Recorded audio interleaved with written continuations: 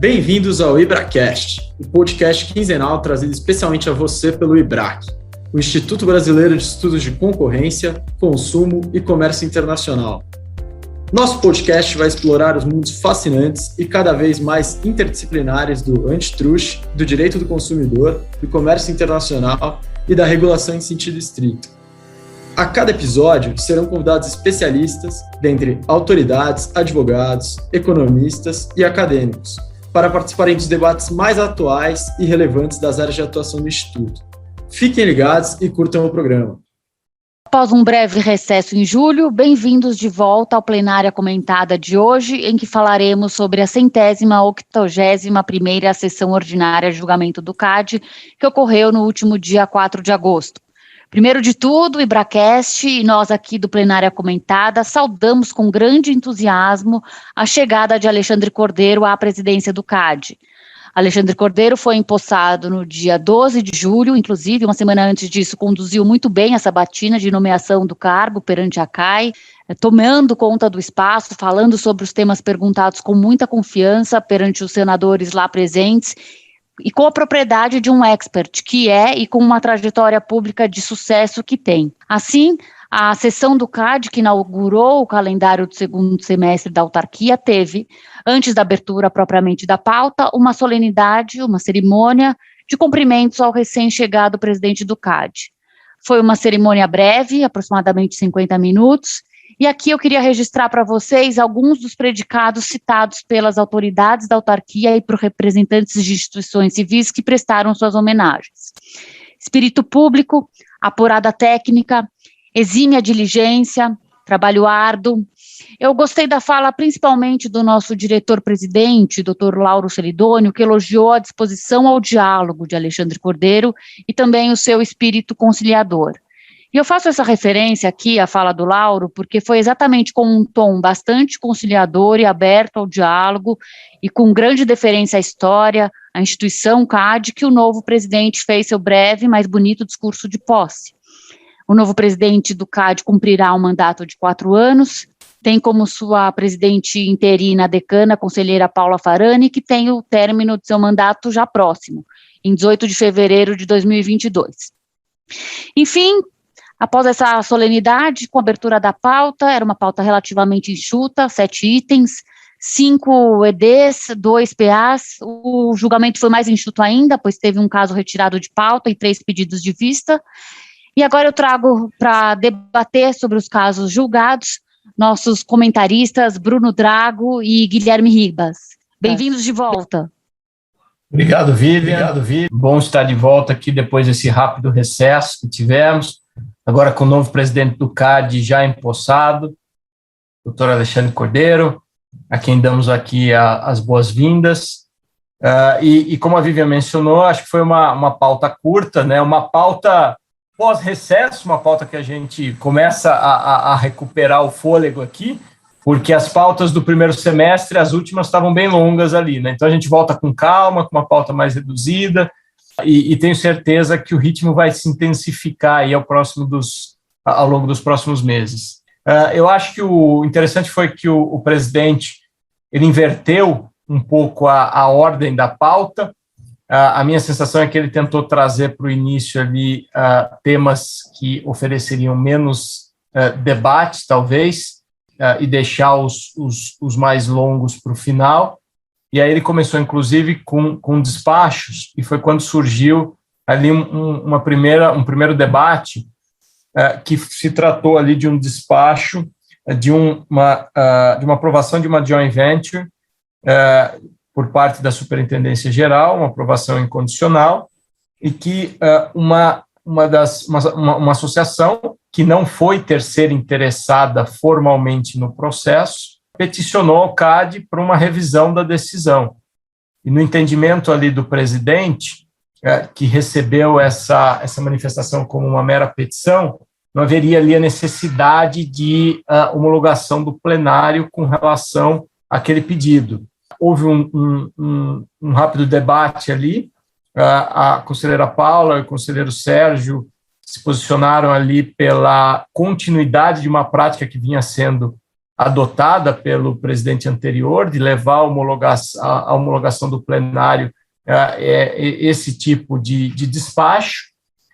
O presidente disse que, na visão dele, não havia nada no regimento interno que exigisse essa homologação de plenário, mas que, pela colegialidade ali, ele levaria, sim, a homologação do plenário, e foi o que ele fez, e o despacho foi homologado ali por unanimidade. Acho que essa foi a primeira discussão dessa nova formação do tribunal, e depois nós tivemos aí a sequência de casos, né, Guilherme?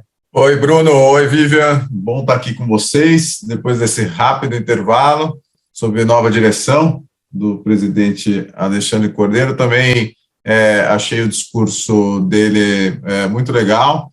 Fala em união, fala em conjunto, o CAD é a somatória de muitas pessoas, uma mensagem positiva, né? E acho que a fala dos demais que compuseram a mesa também foi uma fala bastante animada, né? E esperemos, então, que o CAD continue nessa ascendente que há muitos anos orgulha a nossa comunidade antitruste. Então, a sessão realmente foi curta. Depois desse caso que o Bruno comentou, a gente teve algumas decisões sobre embargos e teve um voto de vista trazido pela conselheira Paula Azevedo no caso de filtros automotivos, uma investigação de cartel. O conselheiro relator Sérgio Ravagnani já tinha apresentado o seu voto, assim como o conselheiro Maurício Bandeira Maia.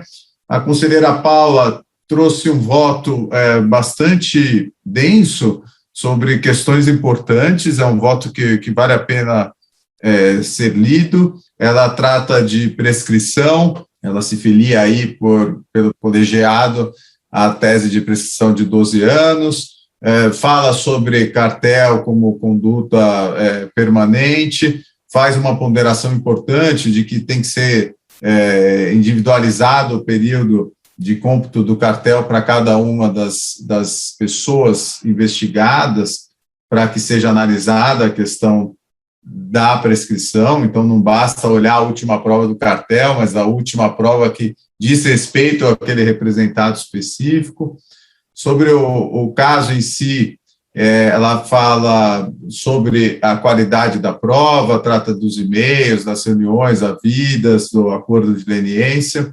Sobre a questão, elogia o conselheiro relator na tentativa de estimar a vantagem mínima, se congratula essa tese, diz que é um dever da autoridade fazer esse exercício em todos os casos, e ela se deteve bastante no caso específico de um administrador de fato, que tinha vínculo com o CLT, apesar de ser diretor, tinha vínculo com o CLT, e que tinha sido apenado ali por sugestão do conselheiro relator a 5% da multa à empresa a qual ele se relacionava. A conselheira fez uma análise ali da capacidade desse representado de pagar a multa, olhando dados da Receita Federal, entendeu que esse percentual de 5% feria a razoabilidade e a proporcionalidade, no caso específico, e sugeriu a redução da pena a 1%.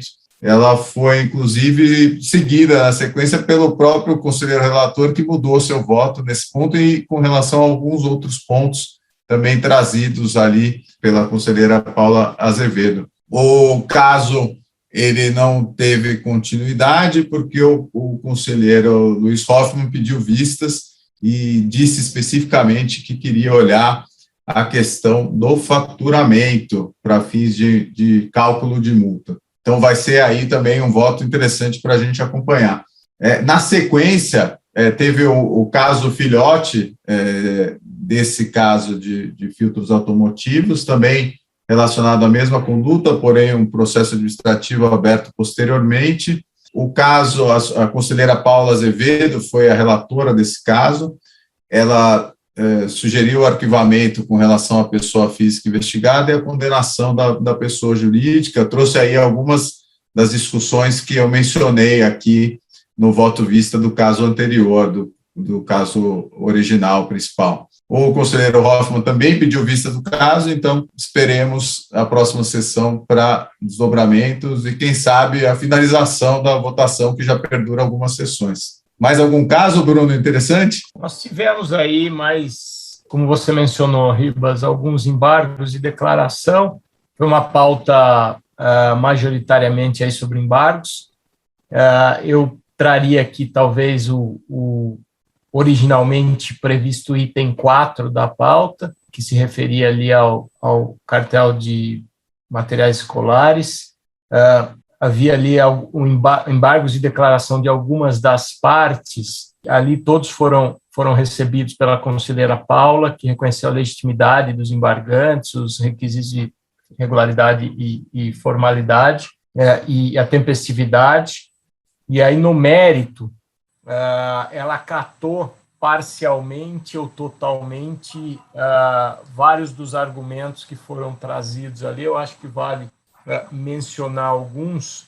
Então, haviam ali pleitos de cerceamento do direito constitucional de apresentar ampla defesa, haviam ali contradições e erros materiais no cálculo da multa, ali com relação a uma das empresas, cujo cálculo foi um cálculo feito pelo CAD que até extrapolava o limite dos 20% de faturamento da empresa, porque, pelo que eu lembro do julgamento, eles consideraram ali o valor do edital, né? E a suposta contradição que foi trazida aqui é que teria sido considerado todo o material previsto no edital do pregão eletrônico referente e não só aqueles que foram os lotes vencidos e o volume contratado pela empresa que foi condenada. Então, aparentemente, houve ali um acatamento do pedido e um ajuste dessa penalidade. Tinham outros pleitos ali também de omissão e contradição na atualização do valor da multa, de contradições na dosimetria, uma vez que os embargantes ali, numa situação específica, teriam sido condenados a multas desproporcionais. Então, esse pode ser um precedente até interessante para o debate de isonomia na aplicação da dosimetria, para a consulta de todos aí. E, como eu mencionei, acho que não vale entrar na especificidade, mas, no geral, aqui ela catou parcialmente ou totalmente vários desses aspectos que foram trazidos aqui pelos embargantes. E, na sequência, nós tivemos também um outro caso, que são aqueles casos do OGMO, né, do órgão gestor de mão de obra do trabalho portuário. Havia ali um dos embargantes, um pleito interessante, que ela mencionava, essa embargante mencionava que ela não ofertava ali serviços de operação portuária e, portanto, ela não poderia ser considerada concorrente das demais empresas. E aí o ponto que foi trazido pelo conselheiro Luiz Hoffmann, que analisou esse embargo, é que essa operação desta embargante em especial, ela se dava de forma cativa, mas ainda assim ela precisava estar filiada ao OGMO. E por estar filiada ao OGMO, ela participou ali da deliberação favorável para aquela imposição da cobrança e teria, de alguma forma, se aproveitado de sua posição de membro do órgão, criando dificuldades ali para a atuação dos operadores portuários entrantes. E, portanto, ele não reconheceu mérito nesse pleito que foi trazido aí por essa embargante. Eu acho que foi isso, Ribas. Acho que tem mais um caso, né, Ribas, que você gostaria de reportar, né? Teve mais um caso 6 original da pauta, que fala de equipamentos, mais um caso, filhote aqui de equipamentos de energia elétrica. Duas questões aqui interessantes que o conselheiro Luiz Hoffmann trouxe no voto dos embargos de declaração. Ele primeiro afasta a nulidade pela ausência de abertura de prazo para alegações finais após a apresentação dos pareceres da Procuradoria e do Ministério Público Federal. Ele reitera o que já disse, inclusive, no voto, que as alegações finais só acontecem quando o relator faz novas diligências no caso, que não aconteceu no caso concreto. E um outro ponto interessante que ele trouxe aqui também, um alerta, né, para todos, é que teve uma tentativa de rediscussão nos embargos,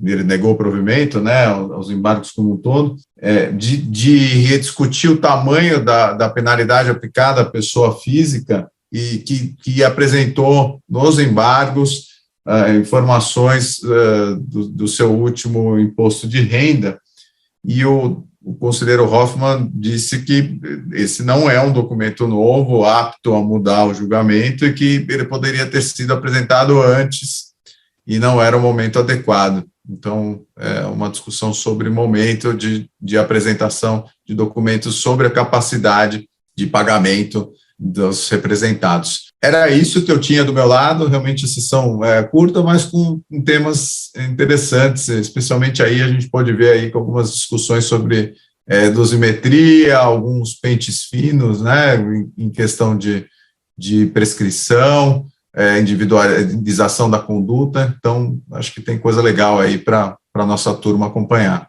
Isso aí é sessão de reaquecimento dos motores. Exatamente isso. Obrigada, Bruno. Obrigada, Gui. Um agradecimento especial a você que nos ouve e que nos acompanha. Fiquem bem, se cuidem e continuem acompanhando nossa programação quinzenal do IBRAcast, o podcast do IBRAC. Obrigado, Vivian. Obrigado, Guilherme. Até a próxima. Tchau, gente. Um abraço. Até mais. Obrigado por ouvir esse episódio do IBRAcast, o podcast produzido e disponibilizado pelo IBRAC, o Instituto Brasileiro de Estudos de Concorrência, Consumo e Comércio Internacional. Visite nosso site, ibrac.org.br, para conhecer todos os nossos comitês especializados, nossos eventos e nosso vasto material biográfico disponível. Nos encontramos no próximo episódio do IBRAcast. Até lá! As opiniões aqui expostas não necessariamente representam aquelas do IBRAC e das instituições a que estão vinculados os participantes.